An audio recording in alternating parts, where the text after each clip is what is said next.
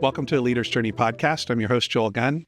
Brent Fessler, my co-host, is back with me today. Hey, Joel. Hey, so we're recording this around the holidays, and so the topic is timeless. So we're not recording this just because of the time of year it is, but it's actually something you and I talk about pretty frequently in our friendship and as we've done various business ventures together over the years.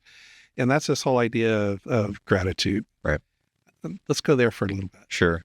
I love gratitude. It is, I think, a core part of me. But one of the things I love about gratitude is there's actually a lot of power with gratitude that we don't acknowledge. We think gratitude is just kind of like an attitude, and there's a little bit of happiness, a little feeling, some emotion that comes with gratitude. But there's actually a lot of power that goes with gratitude, and it's close to this thing called hope. I think gratitude and hope are right next to each other.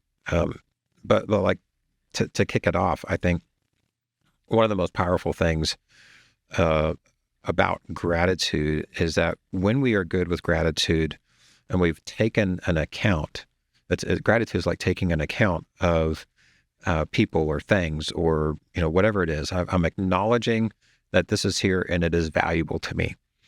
And so really, in essence, when we practice gratitude, we instantly become wealthier because I have now acknowledged this thing has value.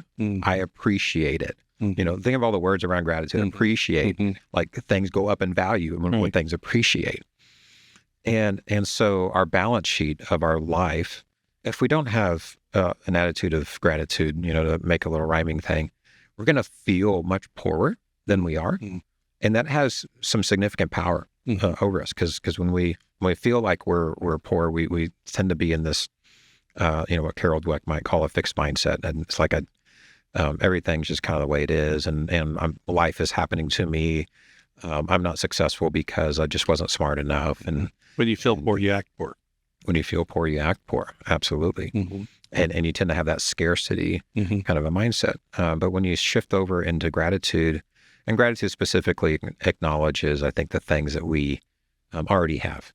Maybe a relationship. It might be an asset. It might be a thing. It might be a tool, a piece of knowledge, where we're born. I mean, there's all kinds of dimensions to gratitude. It's not just I'm wealthier, but I've reminded myself that I have this asset available to me. And being asset rich is great because now you can go use those assets. If you forget that you have an asset, you don't use it.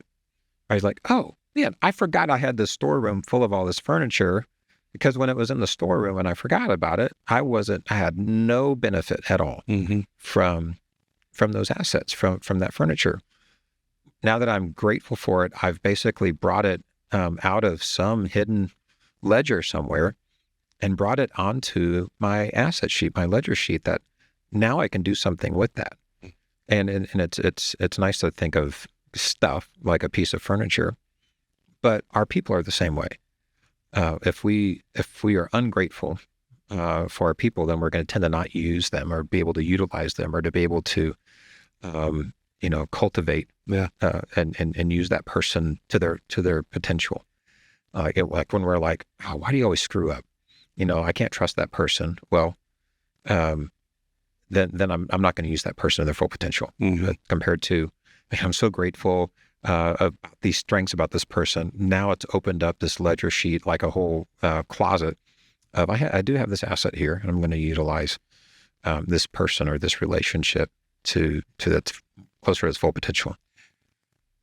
And as you have more gratitude toward that person, you start to appreciate them more.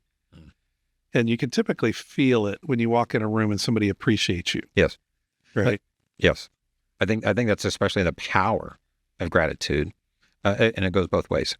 So when I walk in grateful for somebody, more aware of the value, more aware of the strengths, I'm more likely to treat them a certain way. But like you say, that's a powerful thing that when I treat somebody with value, they reflect that value in themselves. We have that influence and effect on people, not in a controlling way, but almost everybody will respond when somebody's grateful for you. When somebody walks in the room and they're grateful for you and they demonstrate that, they communicate that to you, you rise up to that level of gratitude. And that's why I mentioned gratitude is right next to hope. That's really what I see hope as. So gratitude may be acknowledging what you do have, kind of it's on the ledger sheet. Hope acknowledges what can be, the potential. So it's the, a bad email comes in and, all caps or angry or whatever. Hope can see on the other side of this email is a better relationship, right? And that starts maybe with gratitude. Like, first of all, this relationship's worth investing in. I'm grateful for this relationship.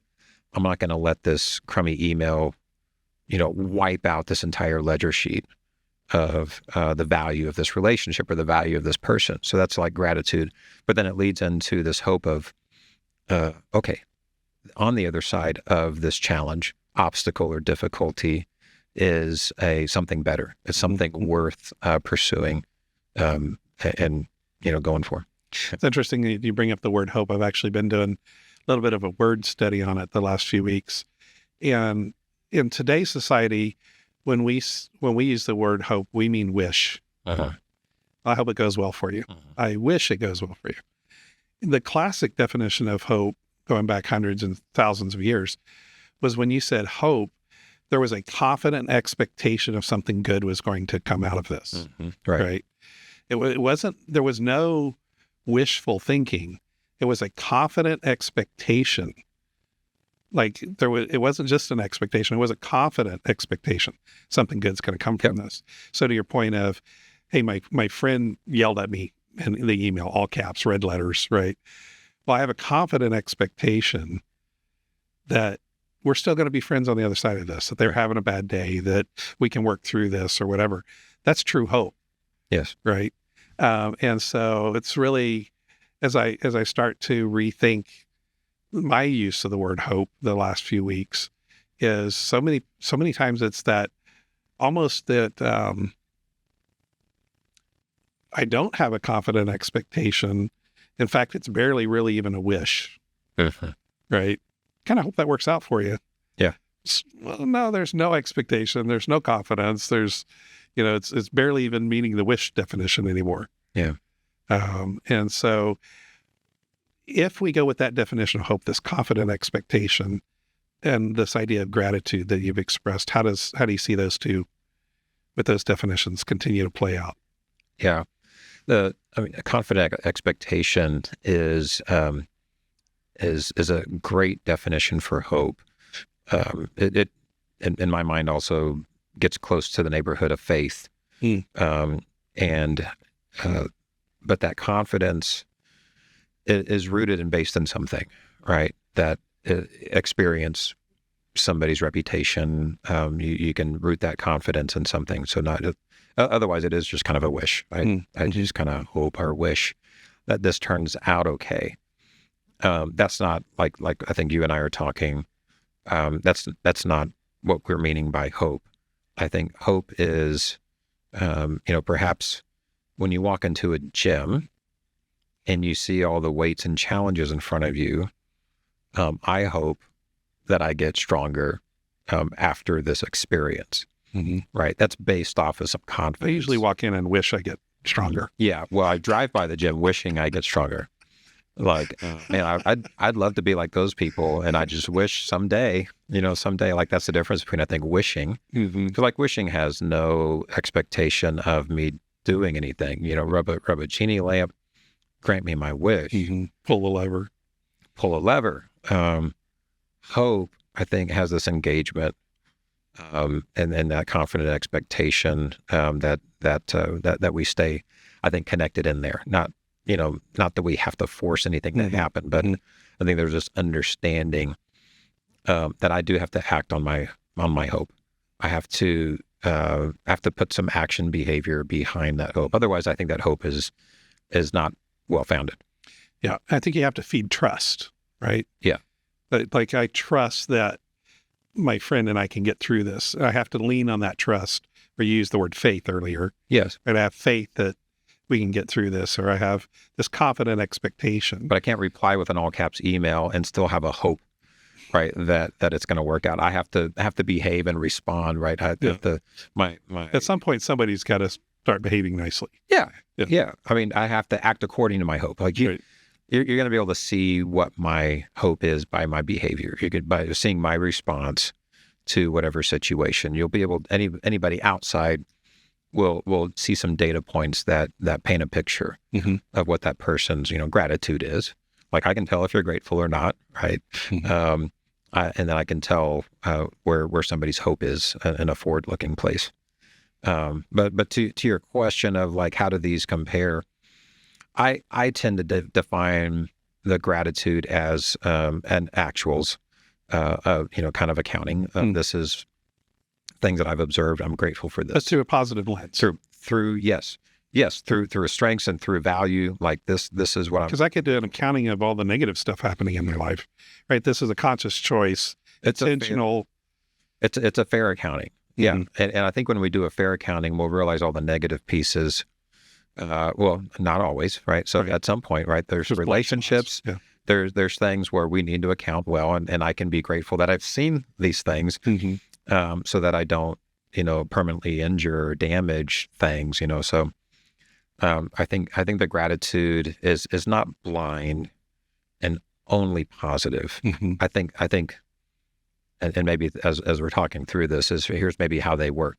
As we're taking an honest account, I'm grateful for this, I'm not grateful for this. That's where hope, I think, comes in and says, these things that I'm not grateful for, those are challenges, those are obstacles, those require effort. There's something perhaps here. The hope says that even can be overcome. On the other side of those things is something growth. I think Carol Dweck's great. She doesn't use necessarily the terms gratitude and hope that I'm aware of, but she speaks to this idea that a growth mindset helps. It's completely attitude. It's all attitude. It's all lens. Same exact environment, two different people, same exact environment, but somebody with hope and gratitude or a growth mindset see the world completely differently. That on the other side of those things are great things. It's growth. It's better relationships. It's just better growth on the other side of even the stuff that we're not grateful for in our actual accounting today. How can somebody, as we wrap up this episode, how can they practice gratitude? Like it's a muscle, right? You got to exercise it. The more you do it, the better you get at it. It is. Let's assume that I'm viewing this podcast and I'm really weak at gratitude. Yeah. What's a good place to start? Yeah. Maybe a place, some people enjoy journaling, some people don't. There's a spiritual discipline called Examine, the Examine prayer, the prayer of Examine, where you're systematically going through your day. And in the spiritual discipline, you're identifying where God was or where you saw him at work, which is a practice of gratitude. It's saying, this day happened. I think I missed seeing value or seeing goodness, seeing God at work. So there are specific disciplines that, and the reason why we have disciplines is because these types of things don't just naturally happen to a lot of people. And most people, you can create a habit from it. But if you don't already have this habit, sit down, use your calendar. You use a framework to get you started. Use your calendar, look at all the people, all the meetings you had. Use your organization chart, right? And go through person by person. If journaling, you can do the journaling thing. You can also go the route of writing a thank you note, a word of encouragement. How would I encourage this person? And it naturally puts you in this space of, I am grateful that you did this. Thank you for doing this. Thank you for contributing this to the team. Thank you for being this to us. When you did this, thank you. And that's one of those exercises, and give it to them, right? So that can be one of those things that, very practical. Wow, you always send me an email when I'm screwed up, when I've messed up. This is so weird to get an email from my boss that says, wow, I'm grateful for you that you did something. And I love it. I think we as leaders feel like maybe we're too vulnerable, like we're less than a leader when we show gratitude. Like it's my job to only tell you when you screw up. But data shows us that we are multiples more influential when we use a word of gratitude to our team, when we can say, thank you for doing this. And there's an encouraging, that word encourage is a great word.